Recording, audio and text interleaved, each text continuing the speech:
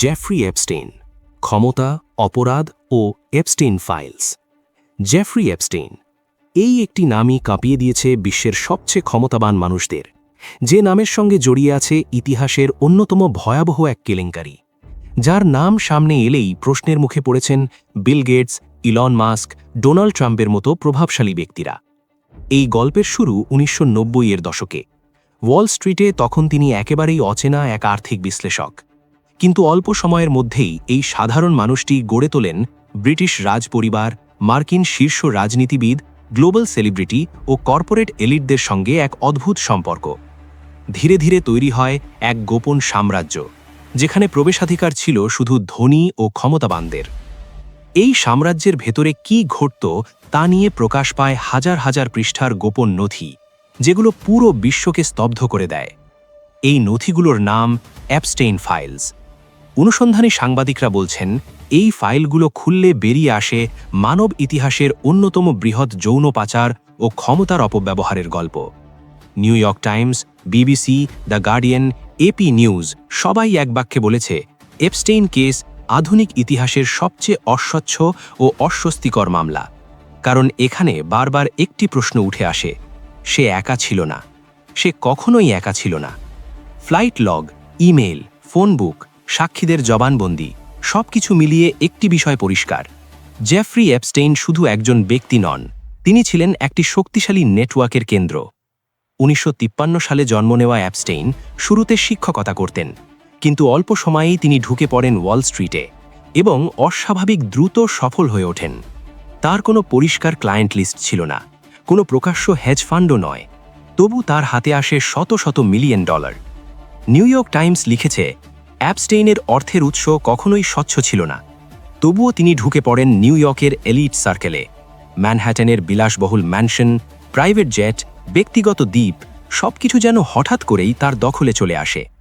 BBC বলেছে, he cultivated influence, not just wealth. অর্থাৎ তিনি শুধু সম্পদ নয়, প্রভাবও তৈরি করেছিলেন, আতিথেয়তা, সুযোগ আর ভয়ঙ্কর গোপনীয়তার মাধ্যমে। ২০০৫ সালে ফ্লোরিডায় ওঠে প্রথম বড় অভিযোগ। এক কিশোরী অভিযোগ করে টাকার বিনিময়ে তাকে যৌন কাজে বাধ্য করা হয়েছে। তদন্ত এগোয়, সাক্ষী বাড়ে, কিন্তু ২০০৮ সালে ঘটে এমন এক ঘটনা যাকে আজও বলা হয় ইউএস লিগ্যাল হিস্ট্রির সবচেয়ে বিতর্কিত প্লি ডিল। এপস্টেইন বড় অভিযোগ থেকে বেঁচে যায়, মাত্র কয়েক মাসের সাজা, দিনে জেল থেকে বেরিয়ে কাজ করার অনুমতিও পায়। দ্য গার্ডিয়ান লিখেছিল, এই চুক্তি বিচার ব্যবস্থার বিশ্বাসযোগ্যতাকে ভয়াবহভাবে ক্ষতিগ্রস্ত করেছে। ভুক্তভোগীরা পর্যন্ত জানত না তাদের পেছনে কি চুক্তি হয়ে গেছে। এই কেসে আরেকটি গুরুত্বপূর্ণ নাম গিসলেইন ম্যাক্সওয়েল, ব্রিটিশ মিডিয়া মুগুল রবার্ট ম্যাক্সওয়েলের কন্যা। তিনি শুধু সহকারী নন, ছিলেন রিক্রুটার। ২০২১ সালে আদালতে প্রমাণিত হয় তিনি কিশোরীদের প্রলোভন দেখিয়ে এপস্টেইনের কাছে নিয়ে আসতেন। দীর্ঘ কারাদণ্ডের রায়ের মাধ্যমে প্রথমবার আদালত স্বীকার করে এটি ছিল একটি সংগঠিত পাচার ব্যবস্থা। ২০১৯ সালে আবার গ্রেপ্তার হন এপস্টেইন। ফেডারেল চার্জ, মিডিয়া বলে এবার আর রেহাই নেই, কিন্তু ১০ অগস্ট নিউ ইয়র্কের মেট্রোপলিটন কারেকশনাল সেন্টারে তিনি রহস্যজনকভাবে মারা যান।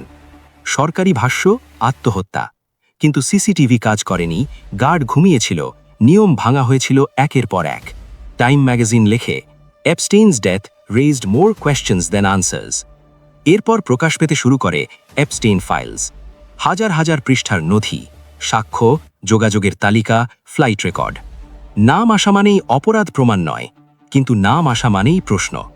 প্রিন্স অ্যান্ড্রুর নাম উঠে আসে বারবার। বিবিসির অনুসন্ধানের পর তিনি রাজকীয় দায়িত্ব থেকে সরে দাঁড়ান। ডোনাল্ড ট্রাম্প ও বিল ক্লিন্টনের নামও আসে সামাজিক সম্পর্ক ও ফ্লাইট লগে। দুজনই অভিযোগ নিঃস্বর করেছেন এবং কেউ দোষী সাব্যস্ত হননি। তবুও প্রশ্ন থেকে যায়, একজন দণ্ডিত যৌন পাচারকারীর সঙ্গে এত ঘনিষ্ঠতা কিভাবে সম্ভব? এপস্টেইন কেস এখন আর শুধু একটি অপরাধের গল্প নয়, এটি ক্ষমতা, বিচার ব্যবস্থা ও জবাবদিহিতার গল্প। আজও অনেক নথি রেডাক্টেড, অনেক নাম কালো করে রাখা। এপস্টেইন মারা গেছে, কিন্তু এপস্টেইন ফাইলস এখনও জীবিত। প্রতিটি পাতায় একটি প্রশ্ন, প্রতিটি লাইনে একটি অস্বস্তি। এই কারণেই এই গল্প থামে না, কারণ এটা শুধু অতীত নয়, এটা ভবিষ্যতের জন্য একটি সতর্ক সংকেত।